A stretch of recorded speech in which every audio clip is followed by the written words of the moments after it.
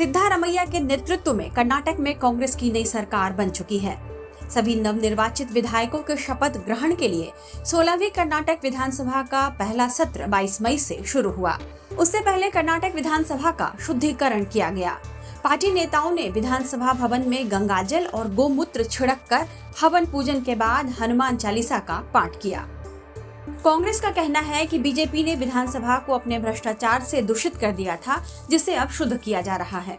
कर्नाटक के deputy CM DK Shivakumar ने इस साल जनवरी में कहा था कि विधानसभा को गोमूत्र से साफ करने का समय आ गया है, क्योंकि बीजेपी ने यहाँ खूब भ्रष्टाचार किया है, जिससे यहाँ की विधानसभा अपवित्र हो गई है।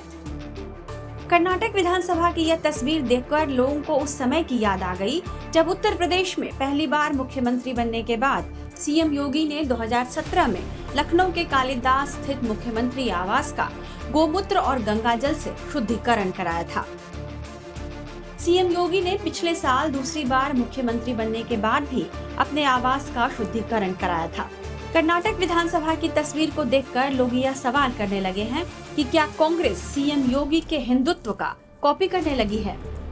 सीएम योगी ने उत्तर प्रदेश का मुख्यमंत्री होते हुए भी नाथ संप्रदाय की अपनी परंपराओं को नहीं छोड़ा है। उनके अब तक के कार्यकाल को ध्यान से देखें तो सबका साथ सबका विकास करते हुए भी उन्होंने अपने हिंदुत्व के एजेंडे को पकड़े रखा है। सीएम योगी न केवल अयोध्या, काशी और मथुरा पर फोकस बनाए रखते हैं, बल्कि दूसरे कई ऐसे मामले हैं जिस पर कड़ाई से एक्शन लेकर उन्होंने साबित किया है कि बेहतर शासन देने के साथ साथ हिंदुत्व भी उनकी प्राथमिकता में है।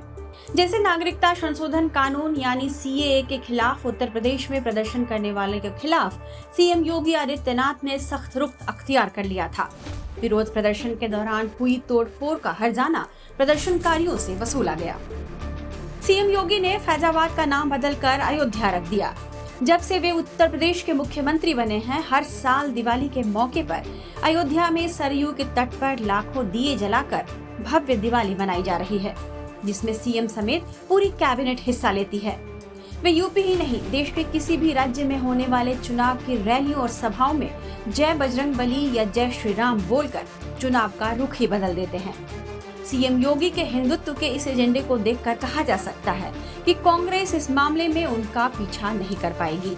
जानकारों का मानना है कि यदि कांग्रेस हिंदुत्व के मामले में सीएम योगी या बीजेपी के साथ इस दौड़ में शामिल होगी तो न वह केवल इसमें पिछड़ जाएगी, बल्कि चुनावी फायदे के लिए अपनी विचारधारा को बार बार बदलने का उस पर आरोप भी लगेगा, जिससे वोटर भ्रम में पड़ेंगे। जैसे कर्नाटक चुनाव में घोषणा पत्र में कांग्रेस ने बजरंग दल पर बैन का वादा करके नए सिरे से ध्रुवीकरण करने की कोशिश की थी, लेकिन अब गोमूत्र और गंगाजल लेकर विधानसभा को शुद्ध कर रही है। टाइम्स नाउ नव भारत डिजिटल की रिपोर्ट।